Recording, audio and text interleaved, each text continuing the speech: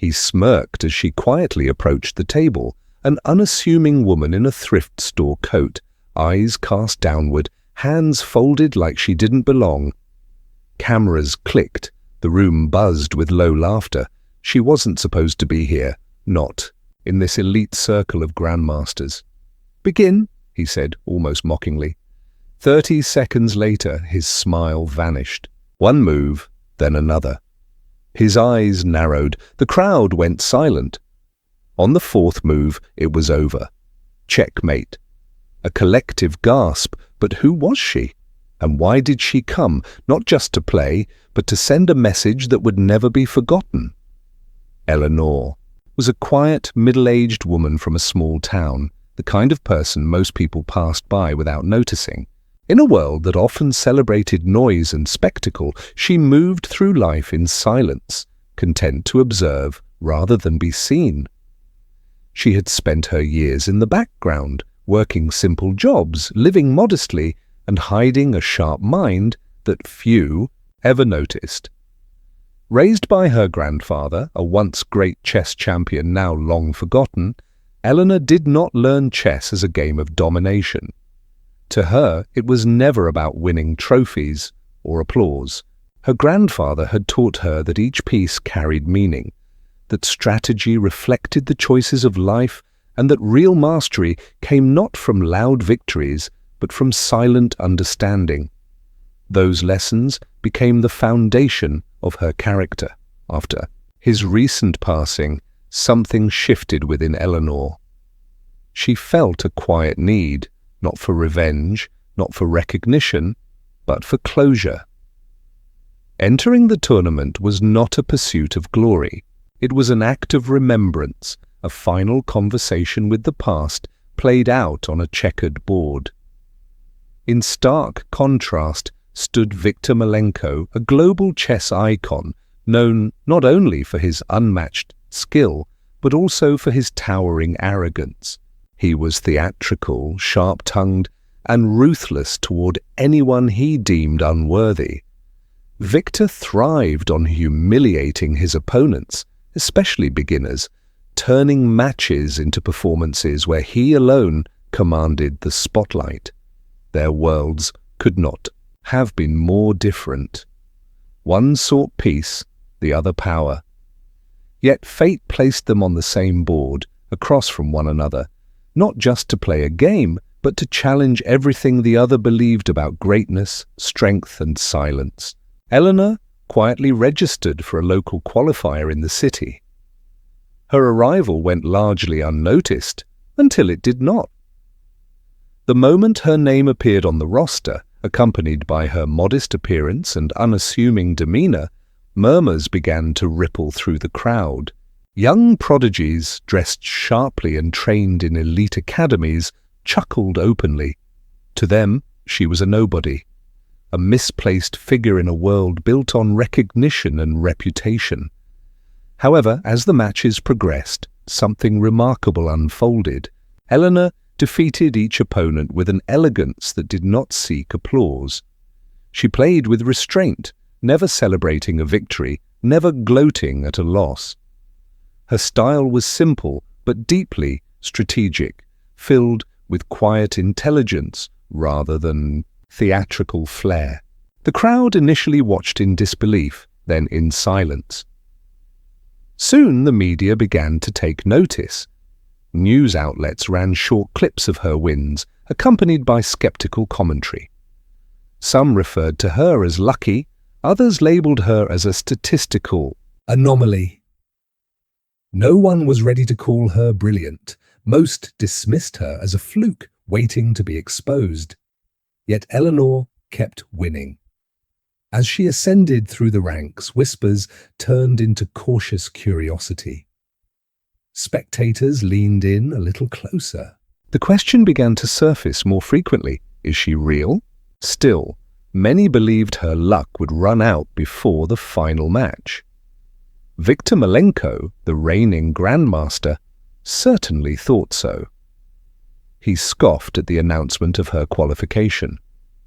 In interviews, he referred to her presence as a joke and questioned whether she had truly earned a seat across from him. Behind the curtain of public performance, Eleanor battled a storm within. Doubt gnawed at her. Was she truly worthy of standing among legends? Could she prove her skill without compromising her integrity, without becoming loud, boastful, or ruthless, like the very people who underestimated her? On the night before the final match, Eleanor walked alone to the cemetery, a worn chessboard tucked under her arm. She reached her grandfather's grave just as the wind began to whisper through the trees. Kneeling by the headstone, she opened the board and began to move the pieces, quietly, deliberately, reenacting strategies they had practiced together long ago. As each piece found its square, memories surged like waves. In her mind, a silent montage unfolded, her grandfather's steady voice guiding her hand, soft laughter over cups of tea, quiet lessons wrapped in metaphor. The rook taught her resilience, the pawn taught her patience, the queen taught her presence. A young girl stood nearby, watching in silence. Her eyes, wide with wonder, followed the movement of Eleanor's hands. Sensing her curiosity, Eleanor gently invited the girl to play. The child hesitated, but then sat beside her. As the game began, Eleanor did not instruct with dominance. She encouraged with grace. She asked questions, smiled softly, and allowed space for the girl's curiosity to grow. In that moment, something within Eleanor settled. She remembered why she was here. Not to conquer, not to prove a point, but to honor a legacy, to reflect the values instilled in her through love, humility, and quiet strength. Greatness, she realized, was not something that demanded attention. It was something that inspired it, silently. Next morning, Eleanor walked into the final match without any armor of pride or desperation. She was not there to win at someone else's expense. She was there to speak a truth through every move, every breath, every moment of restraint, that greatness does not require volume. It requires clarity, purpose, and grace. The final match begins under blinding lights and the unblinking gaze of countless cameras. The arena is electric with anticipation, some filled with excitement, others with mockery. Many still believe that Eleanor is an underdog, a passing anomaly who has somehow stumbled her way into the spotlight. Yet, she walks to her seat with quiet dignity, placing each piece with a calm reverence that feels almost sacred. Viktor Malenko enters the room like a performer taking the stage. His smile is sharp, his confidence loud. He begins the match with flair. An aggressive, flamboyant opening meant more for the audience than for his opponent. His moves are theatrical, almost mocking, as though he is already celebrating his victory. But Eleanor does not respond with theatrics. She responds with precision. Her fingers move with surgical control, her gaze never wavering. With each move, she builds not just a strategy, but a story. On the fourth move, it is done. A trap, ancient and elegant, clicks into place. An advanced disguise of the infamous fool's mate, hidden beneath master-level play. There is a pause. The entire arena falls silent. Then comes the gasp from commentators, spectators, even the judges. Victor stares at the board as though it has betrayed him. His brain searches for an explanation that does not exist. The humiliation is not in the loss, it is in the simplicity. A Grandmaster defeated not by power, but by clarity. Eleanor rises slowly. She does not raise her fists. She does not smirk. She bows her head with grace and walks away with the same silence she arrived in. There is no victory dance, no roar of triumph. And yet, it is the most deafening moment of all.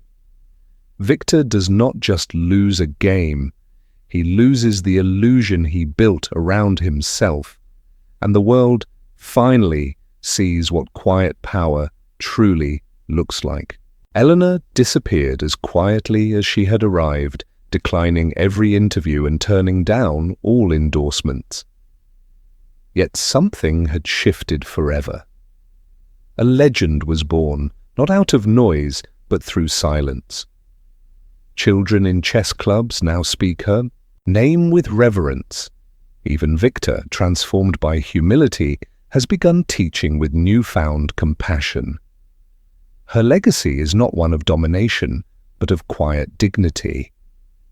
The world learned that day that power does not always wear a crown.